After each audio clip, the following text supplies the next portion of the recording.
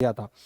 अब जो है रीनीट होने वाला है, तो बहुत सारे बच्चे इस बात से घबरा रहे हैं या डर रहे हैं कि आखिर नीट का 2026 एस्पिरेंट, जैसा कि आपको पता है कि जो रीनीट है वो 21 जून को होने वाला है और उसमें कुछ कुछ बदलाव किए गए हैं। साथ ही साथ सिक्योरिटी पर्पस से भी काफी स्ट्रांग किया गया है, क्योंकि आपको पता है कि 3 मई को जो एग्जाम में धांधली हुई थी और पेपर लीक का मामला सामने आया था, उसके बाद एनटीए ने कड़ा एक्शन लेते हुए एग्जाम को रद्द कर दिया था, यानी कैंसिल कर दिया था।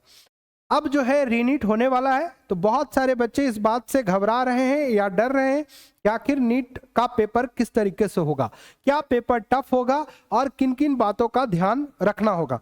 तो तमाम बातें, तमाम जानकारी मैं आपको इस वीडियो में बताने वाला हूं। समय बहुत ज़्यादा नहीं बचा है और इसी समय में आपको थोड़ा अपने माइंडसेट को स्ट्रॉन्ग करके जो है पूरे प्रिपरेशन को बिल्कुल अच्छा करना है। तो चलिए वीडियो में आगे बढ़ते हैं। जाने से पहले मैं आपको एक बात जरूर कहना चाहूंगा कि इस चैनल पे नए हैं तो चैनल को सब्सक्राइब कर लीजिए और हमें फॉलो करना बिल्कुल मत भूलिएगा। तो चलिए फटाफट से वीडियो को स्टार्ट करते हैं। नीट 2026 का जो रीनीट एग्जाम हो रहा है, आखिर उसका एडमिट कार्ड कब आएगा? पहला प्रश्न। एग्जाम 21 जून को है, उससे 3 या 4 दिन पहले जो है आपका एडमिट कार्ड आ जाएगा, ठीक है। यानी कि देखा जाए तो 17 जून या 18 जून का आपका एडमिट कार्ड आपको आ जाएगा। ऑलरेडी सिटी अलॉटमेंट आपको पहले ही आ चुका है, आप इस चीज को देख चुके होंगे कि आखिर आपका किस सिटी में आपका एग्जाम पढ़ रहा है।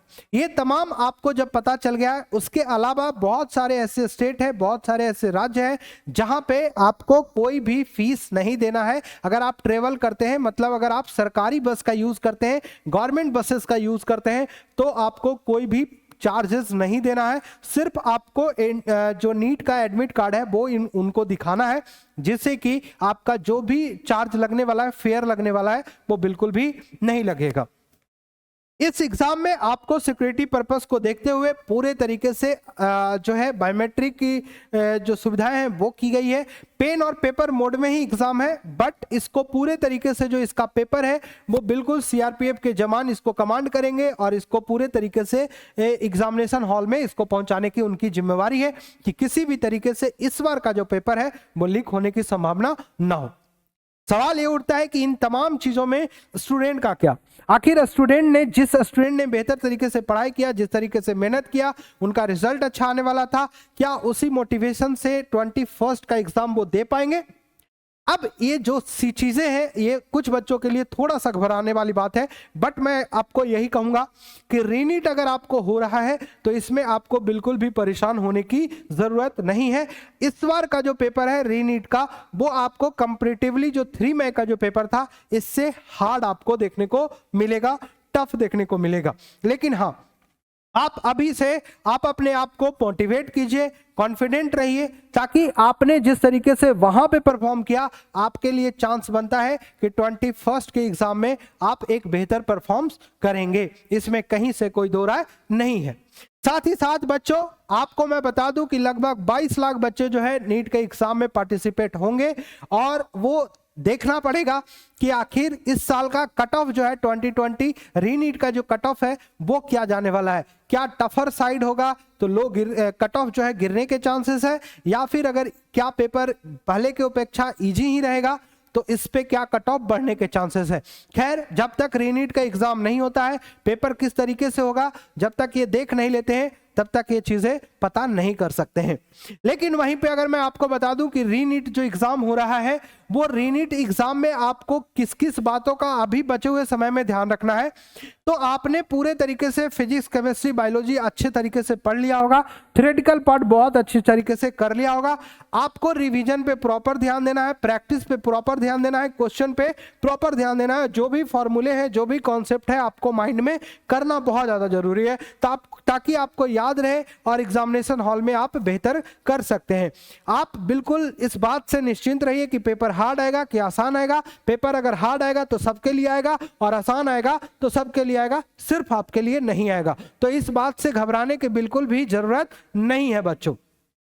और साथ ही साथ आपको एक बात और ध्यान रखना है कि भाई जो एडमिट कार्ड है, एडमिट कार्ड आपको निकालना है तो उसके लिए आपको एप्लीकेशन नंबर, पासवर्ड और सिक्योरिटी पिन कोई भी आपको जो आपने फॉर्म भरा था, जो आपका रजिस्ट्रेशन हुआ था, बिल्कुल उसी पे सारा चीज हुआ है, कोई भी डिफरेंट नहीं है। आप वेबसाइट पे जाएंगे, अपना एप्लीकेशन नंबर डालेंगे, पासवर्ड डालेंगे, पिन डालेंगे और सिक्योरिटी पिन डालेंगे, आपका एडमिट कार्ड आपको मिल जाएगा। और 21 जून के पेपर में आपको एक चीज और जो है अहम है, जो मैं आपको बताने की कोशिश करता हूं, ठीक है। आपने जब 3 मई को एग्जाम दिया था, 3 मई को जब आपने एग्जाम दिया था तो आपका एग्जाम का टाइमिंग रहा था 2 PM टू 5 PM। लेकिन वहीं पे जो 21 जून का पेपर होने वाला है, 21 जून को जो पेपर होने वाला है, वो आपकी जो टाइमिंग है 2 PM टू 5:15 PM, 15 मिनट आपको एक्स्ट्रा दिया जाएगा। यहां पे आप देख लीजिए, ये 15 मिनट आपको एक्स्ट्रा दिया जाएगा, आपके एडमिट कार्ड पे वो चीजें मेंशन होगी, ठीक है। अब बात ये आती है कि लगभग 22 लाख बच्चे जो है वो पार्टिसिपेट करेंगे इस एग्जाम को। 22,05,000 बच्चे जो है अपीयर हुए थे मई 2023 में। तो इस बार रीनीट में कितना होंगे वो तो आने वाला समय बताएगा, वो बताएगा कि कितना पार्टिसिपेट होंगे। लेकिन इतने बच्चे जो थे वो रजिस्टर बच्चे जो थे वो 22,75,000 बच्चे जो थे रजिस्टर थे, और एग्जाम जो दिए थे वो 22,05,000 बच्चे जो है वो एग्जाम दिए थे। अब यहाँ पे बच्चों एक चीज और देखना बहुत इंपॉर्टेंट है कि आपको एक चीज और देख लीजिए जरा थोड़ा ध्यान से कि जो पेपर कैंसिल हुआ था, जो पेपर लीक हुआ था, उसके बाद जो है क्या कुछ चीजें में दिक्कत, पैटर्न, क्वेश्चन पेपर के पैटर्न में कुछ चेंजेस आएंगे या कुछ भी, तो ऐसा कुछ भी नहीं हो रहा है। क्वेश्चन पेपर के पैटर्न में कोई खास चेंजिंग आपको देखने को नहीं मिलेगा। बस ये देखने को मिलेगा कि क्वेश्चन थोड़ा हार्ड पूछा जा रहा है या आसान पूछा जा रहा है। तो इन सब बातों पे आपको थोड़ा सा ध्यान रखना पड़ेगा। और वही सारी चीजें सेम रहेगी, आपको +4 मार्क्स का सही होने पे, करेक्ट होने पे +4 मार्क्स मिलेंगे, और गलत होने पे -1 का आपका निगेटिव मार्किंग होगा। अगर आपने कोई भी आंसर नहीं किया तो आपका बिल्कुल 0 मार्क्स आपको मिलने वाला है। ये सारे एनटीए के ट्विटर हैंडल पे भी ये सारी चीजें दी गई है, उन्होंने सारी चीजें अपडेट की है, ठीक है। तो ये इस तरीके से पूरा आपका नीट का एग्जाम होने वाला है। आप अपना स्वास्थ्य का ख्याल रखिए, माइंडसेट को ख्याल रखिए, अच्छे तरीके से, बहुत अच्छे तरीके से बचे हुए समय में प्रिपरेशन कीजिए, ताकि अंत भला तो सब भला, अंत में ही आपको बेहतर करना है, माइंडसेट को स्ट्रॉन्ग करना है। तो चलिए मिलते हैं नए वीडियो के साथ, खुद का ख्याल रखिएगा बच्चों। जय हिंद, जय भारत।